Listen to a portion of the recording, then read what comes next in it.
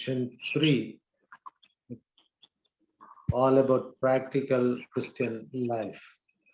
Lessons 12 to 16. Romans chapters 12 to 16. Last lesson 8. Last lesson 8. Romans chapters 12 to 16. Romeo की पत्री 12 अध्याय से लेके 16 अध्याय तक ये हमारा आखिरी पाठ है, 8वां पाठ।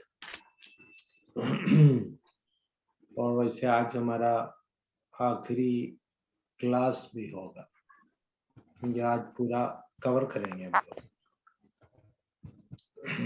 रोमियो की पत्री 12 अध्याय में so God's righteousness revealed in transformed living. परमेश्वर की धार्मिकता प्रकट हुई है जो रूपांतरित जीवन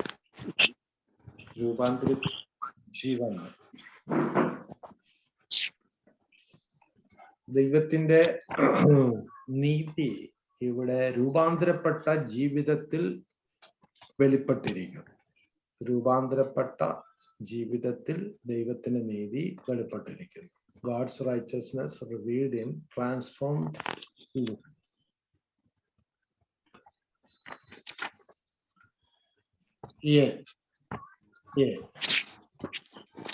The basic consecration.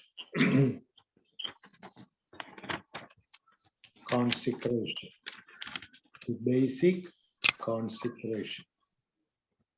Chapter 12, verses 1 and 2. उसमें पहला पॉइंट है ये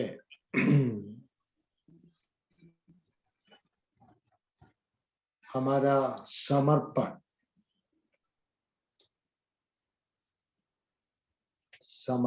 हमारा समर्पण 12 अध्याय का 1 और 2 आए थे। 12 अध्याय का 1 और 2 आए थे।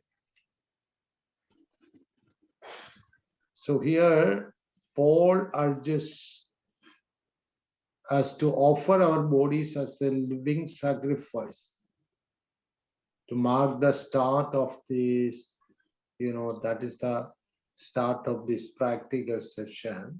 Here Paul urges us to offer our bodies as a living sacrifice. A Christian's body is the temple of the Holy Spirit, according to 1 Corinthians chapter 6, verses 19 and 20.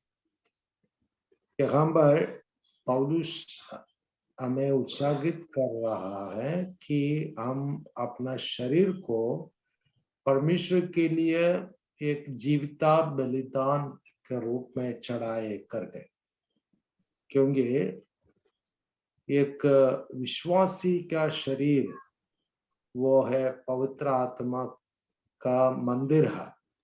ऐसा पगला कुरिन्थियों की पत्री 6 का 19 और 20 में लिखा है, हमारा शरीर पवित्र आत्मा के मंदिर है।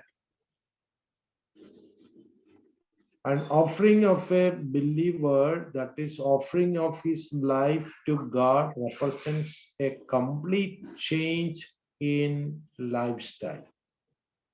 यहाँ पर हमारे शरीर को जीविता बलिदान के रूप में अर्पण करने के लिए कहा है। ये इस बात को बताता है कि हमारा जीवन बदलना है और हमारा जीवन शैली को हमें बदलने की जरूरत है। जीवन शैली को बदलने की जरूरत है ना? That's a complete change in lifestyle. जीवन शैली, നമ്മുടെ ജീവിത ശൈലി മാറുക, അതാണ് സമ്പൂർണമായ ശരീരത്തിന്റെ സമർപ്പണം കൊണ്ട് ഉദ്ദേശിക്കുന്നത്. Living according to the lifestyle of the present evil age must now be put aside. ഈ ലോകത്തിന് അനുരൂപമായി ജീവിക്കുന്ന ജീവിത രീതി നമ്മൾ മാറ്റണം. इस दुनिया का सदृश बनने का जो हमारा जीवन शैली है उसे हमें बदलना चाहिए. The key to this change is the mind, the center of control to one's attitudes, thoughts, feelings and actions. ये जो बदलाव तभी संभव है हमारा मन को बदलने के द्वारा, मन को नवीकरण करने के द्वारा, क्योंकि मन उसका केंद्र है. एक व्यक्ति का जो मानसिक भावना और उनका विचार, उनका जो फीलिंग्स यानी उनका जो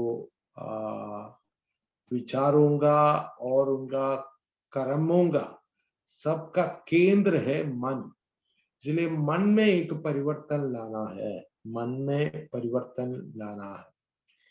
तो इसलिए इसमें ऐसा कहा है कि तुम तुम्हारा शरीर को परमेश्वर के लिए, परमेश्वर को भावता हुआ बलिदान करके चढ़ाओ.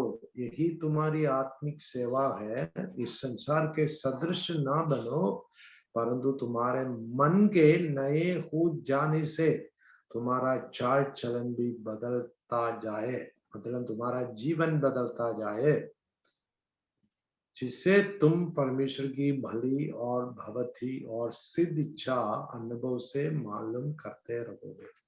तो इसका मतलब आपको you have to live a new life according to the will of God. आपको परमेश्वर की इच्छा के अनुसार एक नया जीवन जीना है. ദൈവത്തിന്റെ ഹിതപ്രകാരമുള്ള ജീവിതം ജീവിപ്പാൻ ലോകത്തിന് സദൃശമായിട്ടുള്ള ജീവിത രീതികളെ ഉപേക്ഷിച്ച്, ജീവിതശൈലി ഉപേക്ഷിച്ച് ദൈവത്തിന്റെ ഹിതപ്രകാരമുള്ള ജീവിതം ജീവിപ്പാനുള്ള ഒരു സമർപ്പണം, ആ സമർപ്പണമാണ് ഇവിടെ ഉദ്ദേശിക്കുന്നത്. അപ്പോൾ നമ്മുടെ ക്രിസ്ത്യൻ പ്രാക്ടിക്കൽ ലൈഫില്, നമ്മുടെ പ്രായോഗിക ജീവിതത്തില് ഒന്നാമത് ഉള്ള ഈ പ്രകാരമുള്ള രൂപാന്തരപ്പെട്ട സമർപ്പിതമായ ഒരു ജീവിതമാണ് അവിടെ പറയുന്നത്. ആ സമർപ്പിതമായ ജീവിതം, അതാണ് ഒന്നാമത്തെ കാര്യം. Then B, that is in Christian ministry.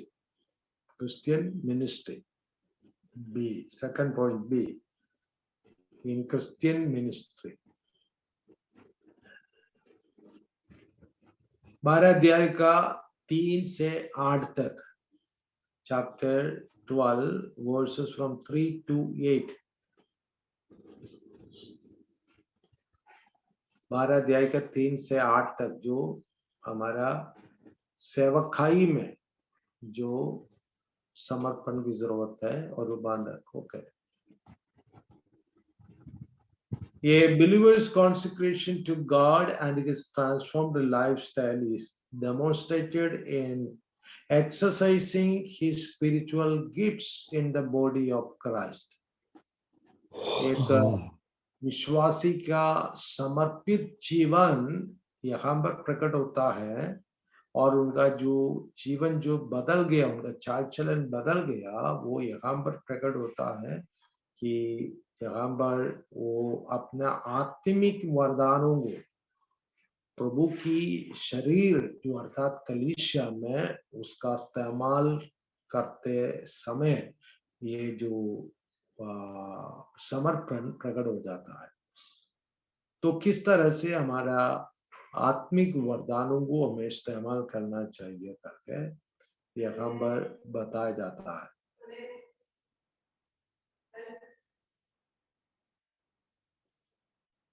इसलिए हर एक विश्वासी को एक नम्रता की आवश्यकता है और नम्र होकर वे दूसरों को एक्सेप्ट करना है, स्वीकार करना है और दूसरों के साथ एक रिश्ता को बनाए रखते हुए अपने आत्मिक वरदानों को इस्तेमाल करना है ताकि मसीह की देह उन्नति पाए, सबका आत्मिक उन्नति हो जाए. इसलिए आत्मिक उन्नति में हम एक दूसरे को सहयोग दे सके.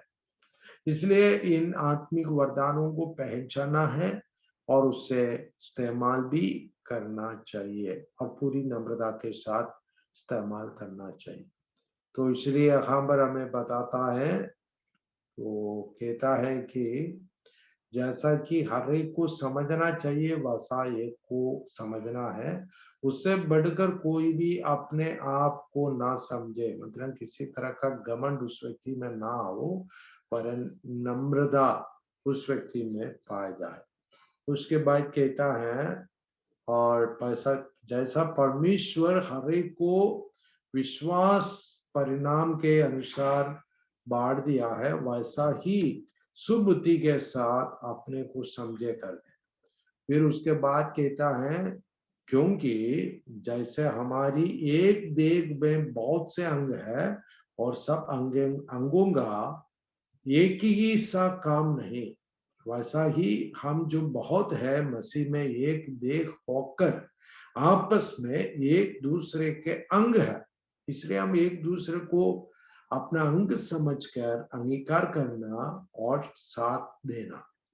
और कहता है, क्योंकि उस अनुग्रह के अनुसार जो हमें दिया गया है, हमें भिन्न भिन्न वरदान मिले हैं, तो जिसको हमें इस्तेमाल करना चाहिए। इसलिए जिसको भविष्यवाणी का दान मिला है, तो वह विश्वास के परिणाम के अनुसार भविष्यवाणी करे, विश्वास के परिणाम के अनुसार भविष्यवाणी करे।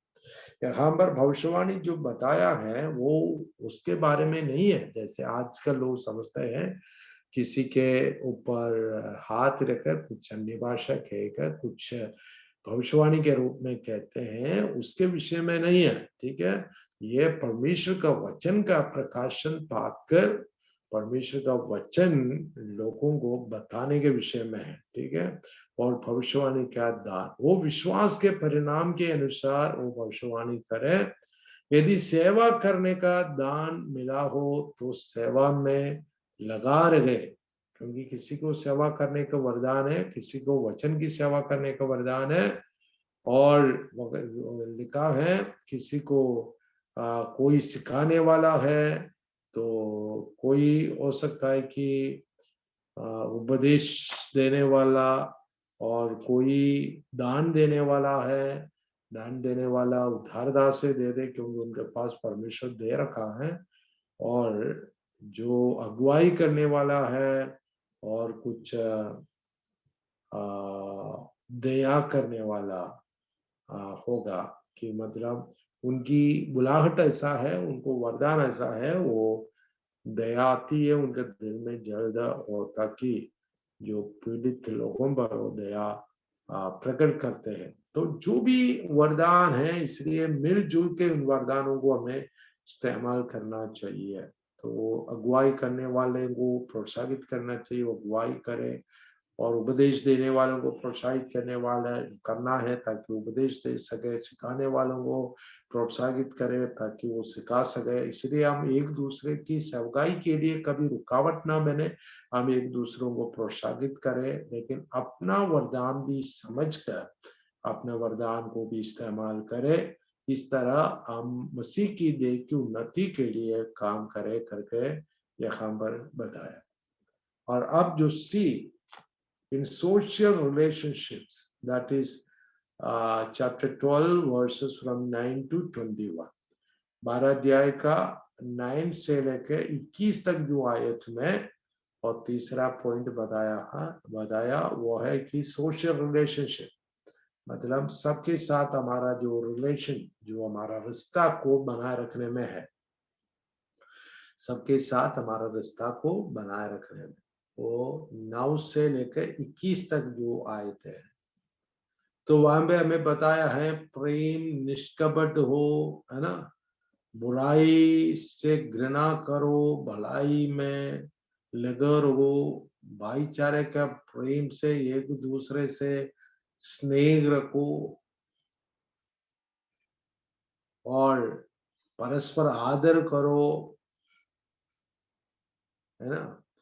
और लिखा है कि मतलब हम प्रार्थना में एक दूसरे को उठाए रखे, और पवित्र लोगों को कुछ आवश्यकता यदि है तो आपस में मदद करें, और पहुनाई किया करे, और सदाने वालों को हमेशा आशीष दे दो, कभी किसी को श्राप ना दो, ताकि हमारा वर्ताव दूसरों के साथ ऐसा रहे कि जिसके कारण हम लोग रिश्ता को कायम बना कर रख सकते हैं।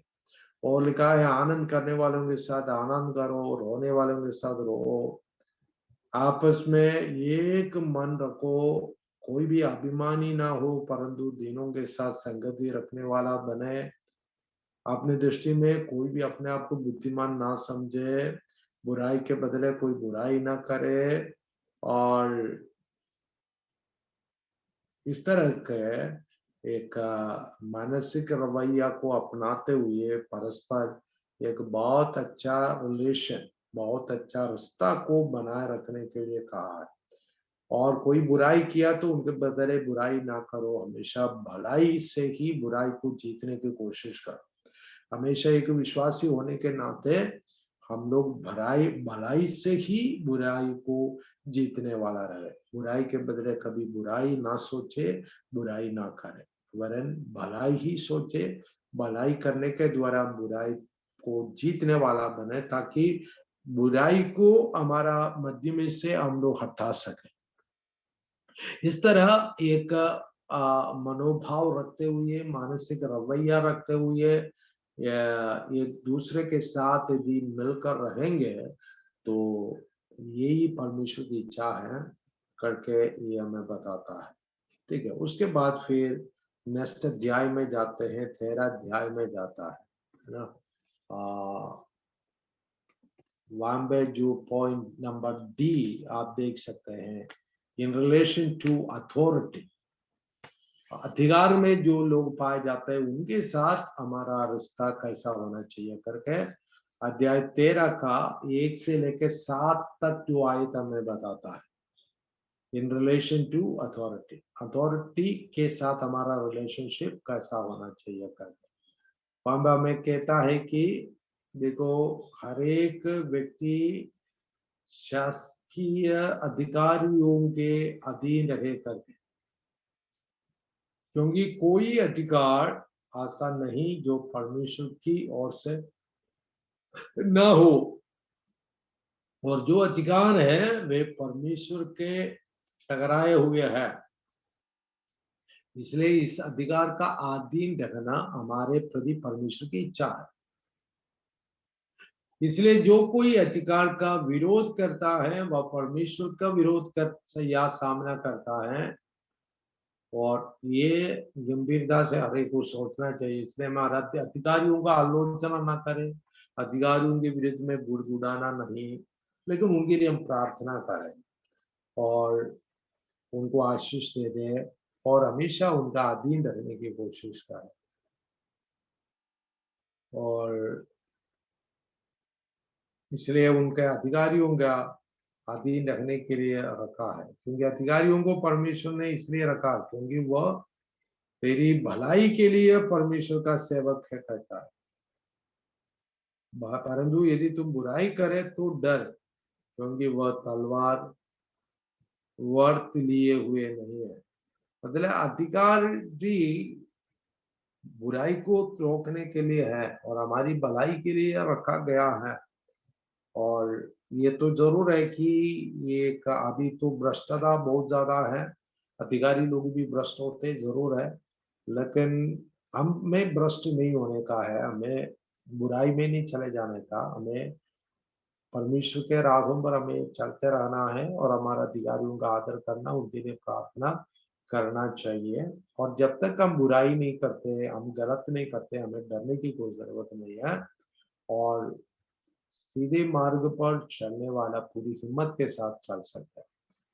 बुराई करने वाला ही या गलती करने वाला ही डरने की जरूरत है।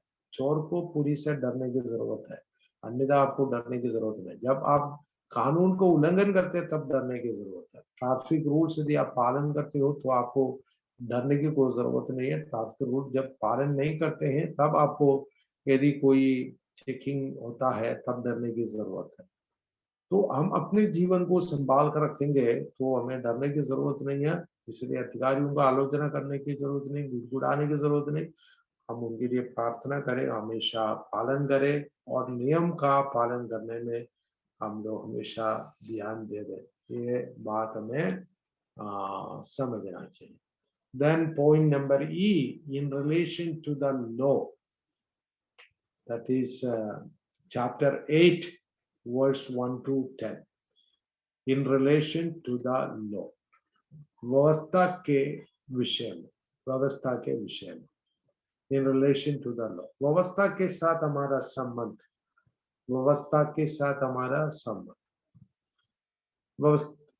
8 से 10 तक जो आयतें हैं, जो अध्याय 13 का 8 से 10 तक, वहां पर लिखा है आपस के प्रेम को छोड़ और किसी बात में किसी के कर्जदार ना हो, क्योंकि जो दूसरे से प्रेम रखता है उसी ने व्यवस्था पूरी की है। क्योंकि यह है कि व्यभिचार ना करना, हत्या ना करना, चोरी ना करना, लालच ना करना और इनको छोड़ और कोई भी आज्ञा हो तो सबका सारांश इस बात में पाया जाता है, अपने पड़ोसी से अपने समान प्रेम रख। प्रेम पड़ोसी को कुछ बुराई नहीं करता, इसलिए प्रेम रखना व्यवस्था को पूरा करना है। व्यवस्था को पूरा करने का आसान तरीका हम बताया है कि पड़ोसी से प्रेम रखो।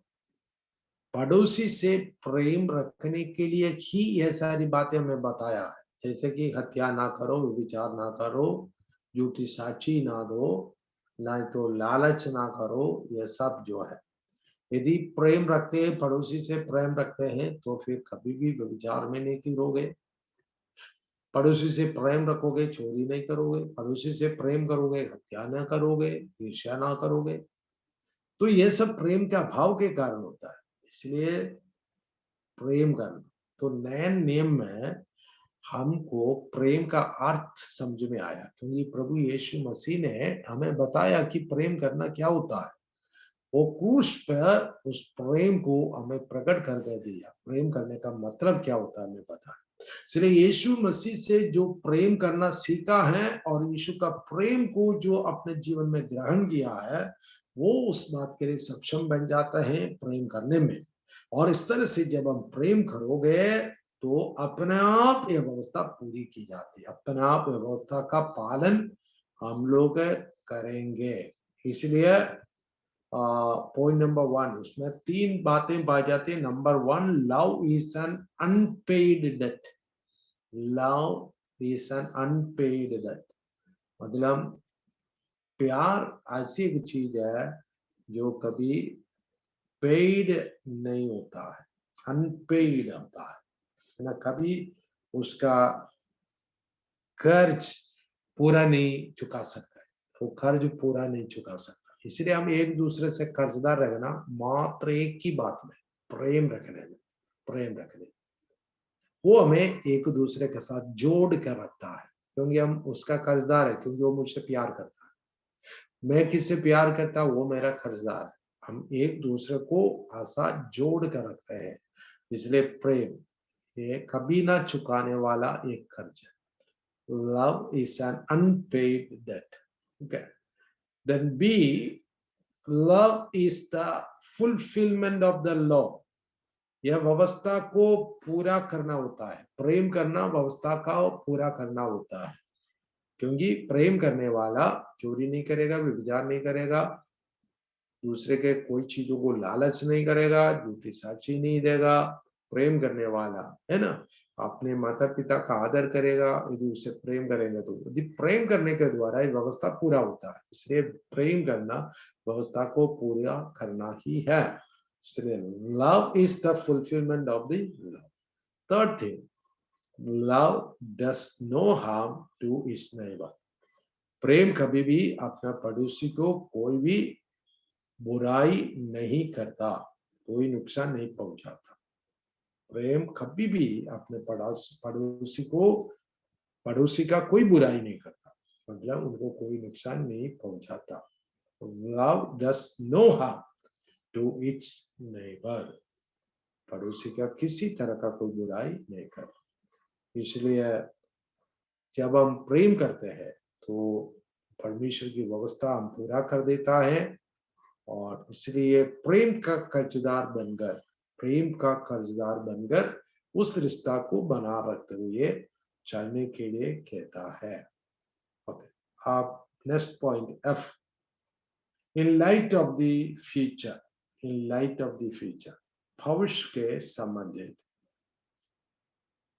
13 अध्याय के 11 से 14 तक, 13 अध्याय का 11 से 14 तक, chapter 13 verses from 11 to 14 in light of the future। यहाँ पर पॉल कहता है, Paul consider the time of Christ's return and the consummation of salvation for believers as the start of a new day। यहाँ पर पौलुस कहता है जो यीशु मसीह का आगमन और हमारा उद्धार पूरा होना, ये एक नया दिन का आरंभ है, मतलब एक नया युग का आरंभ कह सकता है। तो उसके बारे में 11 आयत से लेके कहता है, वहां पर क्या लिखा है, समय को पहचान कर ऐसा ही करो, इसलिए कि आप तुम्हारे लिए नींद से जाग उठने की घड़ी आप पहुंची है, क्योंकि जिस समय हमने विश्वास किया था उस समय के विचार से अब हमारा उद्धार निकट है। रात बहुत बीत गई है और दिन निकलने पर है, इसलिए हम अंधकार के कामों को त्याग कर ज्योति के हथियार बांध ले। जैसा दिन को शोभा देता है वैसा ही हम सीधी चाल चले, न कि लीला खीड़ा और बिकटपन में, न व्यभिचार और लुचपन में, और न झगड़े और दाग में, परंतु प्रभु यीशु मसीह को पहन लो और शरीर की अभिलाषाओं को पूरा करने का उपाय न करो। इसलिए विश्वासियों को उपदेश दिया है, शरीर का अभिलाषा का पूरा करने का प्रयत्न ना करें, यीशु को पहनते हुए, यीशु हमारा अंदर जिए, यीशु को पहने हुए एक ऐसा जीवन जिए, सारे बुराई को छोड़े, सारे पाप को छोड़े, एक पवित्र जीवन जिए और यीशु का आगमन के लिए तैयार रहे। इसलिए हमारा भविष्य के विषय में मैं प्रकाशन देता, यीशु आएगा, एक नया युग आरंभ होने वाला, लेकिन उसमें यीशु के साथ रहना हो, एक पवित्र जीवन आज जीना अनिवार्य है। उसके लिए हमें प्रोत्साहन देता है। और उसके बाद हम 14 अध्याय में जाएंगे, chapter 14। So dealing with other Christians. Point number G, in dealing with other Christians. Chapter 14, verses 1 to 15. 1 to chapter 15, verse 13. Okay. Dealing with other Christians. दूसरे जो मसीहों के साथ हमारे संबंध को कैसे बनाए रखना चाहिए, ये 14 अध्याय का आयत 1 से लेकर 15 अध्याय का 13 आयत तक हम देखते हैं। 14 अध्याय का पहला आयत से लेकर 15 अध्याय का 13 आयत तक ये बताया गया है कि दूसरे क्रिश्चियंस के साथ हमारा डीलिंग कैसा होना चाहिए, उनके साथ हमारा संबंध, हमारा व्यवहार कैसा होना चाहिए।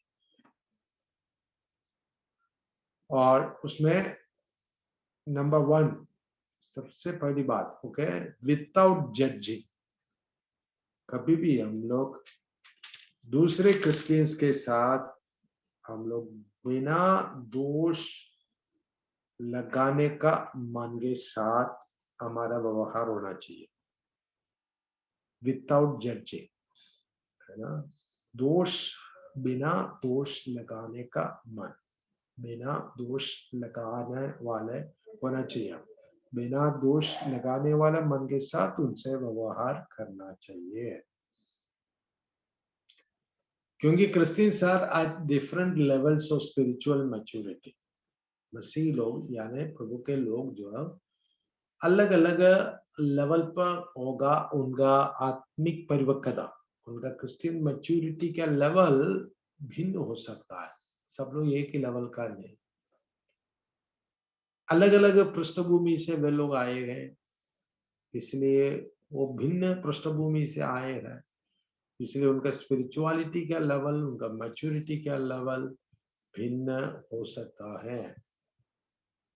और कुछ लोग हो सकता है कोई एक दिन को विशेष महत्व देते हैं, जैसे कि आज हम लोग संडे को ज्यादा महत्व देते हैं, है ना। संडे का दिन हमें ऐसा लगता है संडे का दिन है, आज आराधना करने का दिन है, चर्च आने का दिन है। हम लोग संडे को ऐसा मानते हैं, तो ठीक है। तो कुछ लोग कुछ दिन को ऐसा मानता होगा, कुछ लोग नहीं मानता होगा। कुछ लोग कहते हैं नहीं नहीं, संडे ऐसा कोई खास दिन नहीं, हर दिन खास दिन, हर दिन प्रभु की आराधना करनी है, हमें प्रार्थना करनी है, हर दिन हमें तैयार रहना चाहिए, क्योंकि प्रभु यीशु का आगमन कभी भी हो सकता है। लेकिन वो ठीक है, लेकिन यहाँ पे कहते हैं, पौलुस कहते हैं जो मानने वाला भी प्रभु के लिए मानते हैं, जो नहीं मानने वाला भी वो नहीं मानते, प्रभु के लिए नहीं मानते, मतलब वो सारे दिन को एक समान मानकर अपने आत्मिक जीवन को संभाल कर रखते हैं। और कुछ लोग एक दिन को ज्यादा महत्व देकर उस दिन ज्यादा प्रार्थना करने में समय बिताते हैं। दोनों ठीक है, पौलुस कहते हैं, लेकिन उसमें आपस में आप लोग वाद विवाद में ना जाओ, एक दूसरे को ग्रहण करो, एक दूसरे को आदर दे दो, और अपना जो कंसेप्ट जो है अलग हो सकता है, लेकिन इतना आपको ध्यान दो मसीह के साथ आपका संबंध कैसा है, वो संबंध ठीक से बनाए रखो और आगे बढ़ते चलो। तो विदाउट जजिंग, और सेकंड पॉइंट है विदाउट हिंडरिंग, विदाउट हिंडरिंग, एक दूसरे का रुकावट नहीं बनना चाहिए, एक दूसरे का रुकावट नहीं बनना चाहिए। Chapter 14 verses from 13 to 23, 14 अध्याय का 13 से लेके 23 तक जो आए थे, वहां पे लिखा है आगे को हम एक दूसरे पर दोष ना लगाए, पर तुम वह ठान लो कि कोई अपने भाई के सामने ठेस या ठोकर खाने का कारण ना रखो। मैं जानता हूं कि और प्रभु यीशु में मुझे निश्चय हुआ है कि कोई वस्तु अपने आप से अशुद्ध नहीं, परंतु जो उसको अशुद्ध समझता है उसके लिए अशुद्ध है। तो यहाँ पर पौलुस कहता है जो विशेषकर जो मांस खाने के विषय में है, क्योंकि कुछ लोग मांस नहीं खाते हैं, कुछ लोग खाते हैं। तो खाने पीने के विषय में भी लिखा है कि मतलब एक दूसरे के ऊपर दोष ना लगाए, पर इसमें एक स्वतंत्रता दे दीजिए सामने वाले को, उनका जीवन जीने का स्वतंत्रता दे दीजिए। हम लोग हमारा हर रीति रिवाज दूसरे के ऊपर थोपने की कोशिश ना करें, लेकिन अपने अपना रीति रिवाज के अनुसार, अपने अपना संस्कृति के अनुसार उनको जीने के लिए स्वतंत्रता दे दीजिए। लेकिन जो पाप हो सकता है, जो वचन जो जिसके लिए मना किया हो, परमेश्वर का वचन के दृष्टि में, उस प्रकाश में यदि पाप हो सकता है, मतलब पाप वो है जो परमेश्वर से हमें दूर कर देता है। पाप वो है परमेश्वर से हमें दूर कर देता है, मतलब परमेश्वर के साथ हमारा रिश्ता को तोड़ देता है। ऐसे जो चीजों से हमें हमेशा सतर्क मतलब हमें सतर्क रहना चाहिए। अन्यथा बाकी जो संस्कृति की बातें हैं वो एक दूसरे के ऊपर स्वतंत्रता दे दे, अपने स्वतंत्रता के अनुसार वो जिए, लेकिन हर एक इतना ध्यान दे दे कि परमेश्वर के साथ उनका रिश्ता कायम है और मजबूत है, उस पर ध्यान दे दे। इसलिए कभी एक दूसरे के लिए ठोकर का कारण ना बनना चाहिए। हर बात में हम लोग आलोचना करने वाला नहीं बनना चाहिए, गुड़गुड़ाने वाला ना बनना चाहिए। हम परस्पर एक दूसरे को आदर करें, स्वीकार करें और एक हर एक संस्कृति का आदर करें, हर एक भाषा का आदर करे, हर एक कलर का आदर करे, हर एक जात का आदर करे। कोई भी चीज हमारे बीच में कोई मतभेद का बात ना बने, क्योंकि परमेश्वर का राज खाने पीने में नहीं है। परमेश्वर के राज में वो धार्मिकता पाई जाती है, वो प्रेम पाया जाता है, वो शांति पाई जाती है और पवित्र आत्मा का आनंद पाया जाता है। उसमें वो संगति रखते हैं, फेलोशिप रखते हैं, पवित्र आत्मा का उस आनंद का अनुभव करते हैं। इसलिए इसमें ध्यान देना करके हमें बताया है। इसलिए दूसरे मसीहों के साथ, मतलब वो कोई भी जात से आए होंगे, कोई भी पृष्ठभूमि से आए होंगे, कोई भी भाषा बोलने वाला हो सकता है, कोई भी देश का निवासी हो सकता है, उन सबको हम लोग बिना संकोच स्वीकार करना, आदर करना, उससे प्रेम रखना, उनके साथ भी एक अच्छा रिलेशन को बनाए रखना, उनको अपना जीवन जीने का स्वतंत्रता देना, उसके बारे में हमें बताया है। और उसके बाद फिर हम 15 अध्याय में आते हैं। हम कंक्लूडिंग रिमार्क्स देखते हैं। कंक्लूडिंग रिमार्क्स मतलब उसको, इस पत्रिका को, चिट्ठी को समाप्त करते हुए कुछ वचन वहां पर देखते हैं। वहां पर 15 अध्याय का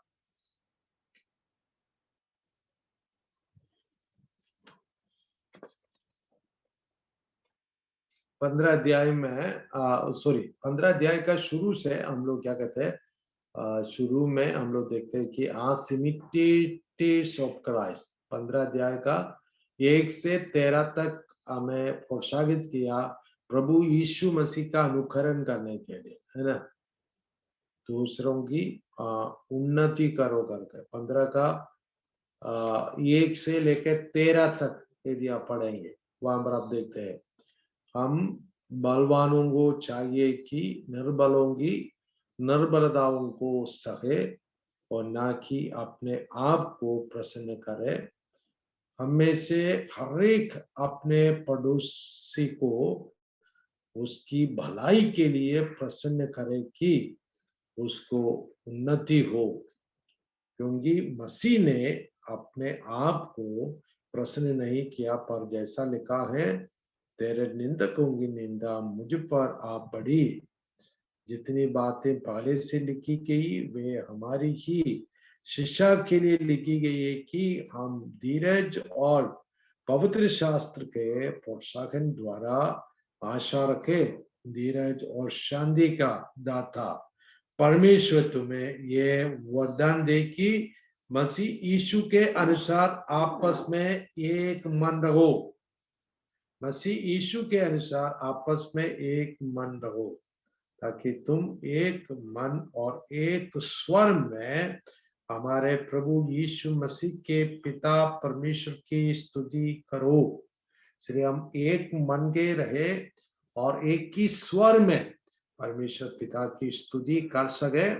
इसलिए क्योंकि हम मसीह का अनुकरण करते हुए, मसीह का सदृश बनते हुए ऐसा करने के लिए हमें बताया है। तो ये 13 आयत तक तो हमें प्रोत्साहित किया है, क्योंकि हम अलग अलग जात से, अलग अलग पृष्ठभूमि से आए हैं। यहूदी भी है, अन्य जात के लोग भी है। आज हमारे अनुसार हम लोग अलग अलग जात के पृष्ठभूमि से आए, अलग अलग भाषा बोलने वाले हैं। हम जो भारत में अलग अलग भाषा है ना, बहुत सारे भाषा है, लेकिन वो सारे अलग अलग भाषा, गोत्र, वंश से परमेश्वर ने छुड़ाया, ताकि हम लोग इस बात को समझे कि हम मसीह में एक है करके। एक कुटुंब है, एक ही परमेश्वर की संतान है, और अनंत काल में भी हमें एक कुटुंब के सदस्य बनकर हमेशा हमेशा रहने का है। और इसलिए हम आज आपस में प्रेम रखना सीखे, एक दूसरों को अंगीकार करना, प्रोत्साहित करना, एक साथ मिलके जुल के रहना, ये समय सीखना चाहिए ताकि हम पर प्रभु यीशु मसीह के सदृश बनते रहे। और उसके बाद फिर 15 अध्याय का 14 से 16 तक, सॉरी 15 अध्याय का 14 से लेके 16 आयत का 27 मतलब 27 तक,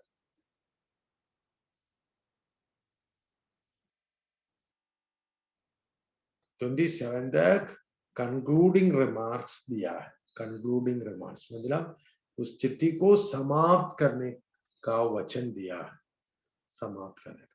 उसमें 15 अध्याय का 14 से 33 तक 33 तक जो है पौलुस का पर्सनल प्लान्स बताया है, मतलब उनका यात्रा करने का, उनका जो व्यक्तिगत उनका जो प्लान है कहाँ कहाँ जाने का, उसके बारे में बताया है। और उसके बाद फिर 16 अध्याय में आते हैं हम लोग, उसका 1 से 16 तक, 16 अध्याय का 1 से 16 तक पर्सनल ग्रीटिंग्स बताया है, मतलब एक को अभिवादन करते हुए, व्यक्तिगत अभिवादन देते हुए बताया है। इधर काफी लोगों का नाम लिया, नाम लेकर उनको व्यक्तिगत अभिवादन देते हैं। ये हमें भी एक प्रोत्साहन की बात है। तो हमें हमारे संग जो रहे हैं, हम जिसके साथ हम परमेश्वर की आराधना की है, काम किया है, और ऐसा लोग जो हमारे साथ जुड़े थे, उन लोगों को कभी ना भूलना, उनको याद रखना, उनको अभिवादन देना, उनके लिए प्रार्थना करना, वो ये हमारे लिए एक अच्छा नमूना है। इसलिए पौलुस यहाँ पर देखो कितने लोगों का नाम लेके कहते हैं, देखो लोगों के साथ उनका कितना अच्छा रिश्ता था, और उनके लिए वो प्रार्थना करता है, उनको याद रखता है, अभी जो चिट्ठी लिखते समय उनको याद करता और उनको अभिवादन देता है। ये हमारे लिए सचमुच में एक प्रैक्टिकल लाइफ के लिए, हमारा मसीह जीवन में हमें भी हमारे जीवन में उतारने का एक गुण है, उसको हम अपने जीवन में उतार सके।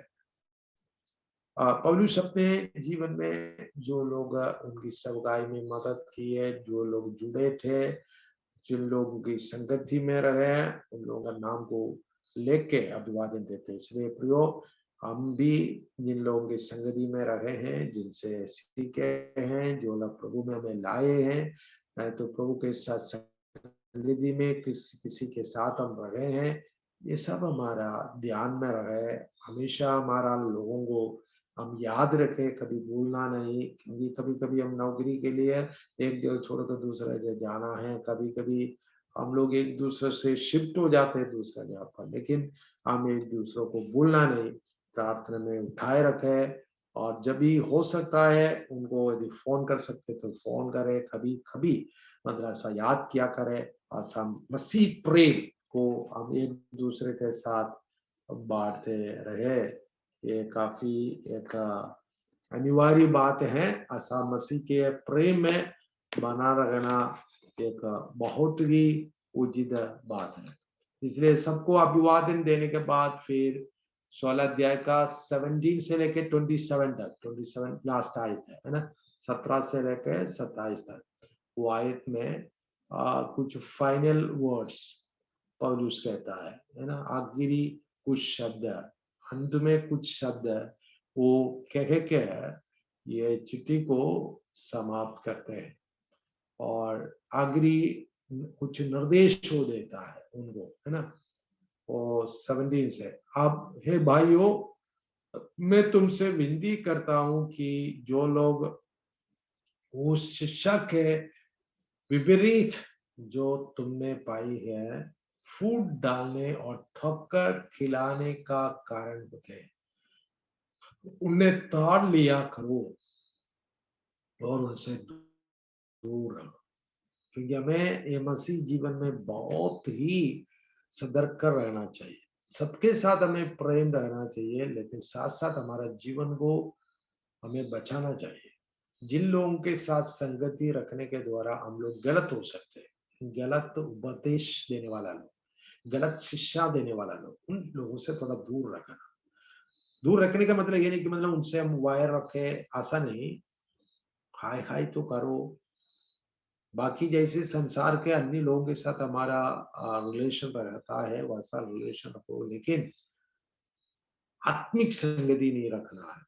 उनकी गलत शिक्षा सुनना नहीं अपन को, वो हमारा उससे दूर रहो, दूर रहो, और उनके साथ आत्मिक संगति ना रखो, उनसे हमें दूर रखना चाहिए। इसलिए गलत शिक्षा समझ में आना है तो सही शिक्षा को ठीक से आपको समझना होगा। ठीक से सही शिक्षा जो समझेगा वही गलत शिक्षा को समझ सकता है, और गलत शिक्षकों को समझ सकता है, और अच्छे शिक्षकों को समझना चाहिए, उनसे सीखना चाहिए, और अच्छी शिक्षा प्राप्त करके उसमें बढ़ना चाहिए, और गलत शिक्षा देने वालों से दूर रखना चाहिए, दूर रहना चाहिए, और गलत शिक्षाओं को हमेशा आपको दूर रखना है। वो अंतिम शब्दों में पौलुस जो आखिरी निर्देश इस तरह से लोगों को देता है, और उनको कहता है, आश्वासन देता है, और परमेश्वर जो शांति का परमेश्वर शैतान को तुम्हारे पाँवों से शीघ्र कुचलवा देगा करके। इसलिए परमेश्वर आपको सामर्थ शक्ति देगा ताकि शैतान आपके ऊपर प्रबल हो नहीं पाएगा, वरन शैतान को परमेश्वर आपका मदद करेगा, तुम्हारे पाँवों से शीघ्र कुचलवा देंगे, क्योंकि परमेश्वर आपको अधिकार दिया है शैतान को कुचलने का, और परमेश्वर तुम्हारा ही पाँवों से शीघ्र कुचलवा देगा। इसलिए शैतान का कामों के ऊपर पूर्ण रूप में तुम्हें जय मिलेगा, इसका आश्वासन देता है। और उसके बाद जो है, और 25 के लेकर आप देखेंगे तो, और परमेश्वर की स्तुति करते हुए इस छुट्टी को समाप्त करते हैं। अब जो तुमको मेरे सुसमाचार अर्थात यीशु मसीह के संदेश का प्रचार के अनुसार स्थिर कर सकता है, उस वेद का प्रकाश के अनुसार जो सनातन से छिपा रखा, परंतु आप प्रकट होकर सनातन परमेश्वर की आज्ञा से परिशुद्धताओं की पुस्तकों के द्वारा सब जातियों को बताया गया है कि वे विश्वास से आज्ञा मानने वालों हो जाए। उसी एकमात्र बुद्धिमान परमेश्वर की यीशु मसीह के द्वारा युगानुयुग महिमा होती रहे, आमीन। आशा करके के स्तुति का शब्द बोलते हुए, अन्यथा परमेश्वर की स्तुति करते हुए, सारा आदर महिमा परमेश्वर को देते हुए वो उस चिट्ठी को समाप्त करता है। ये भी हमारे लिए एक नमूना है कि सारा आदर महिमा हमेशा हम परमेश्वर को दे, परमेश्वर को अर्पण करें।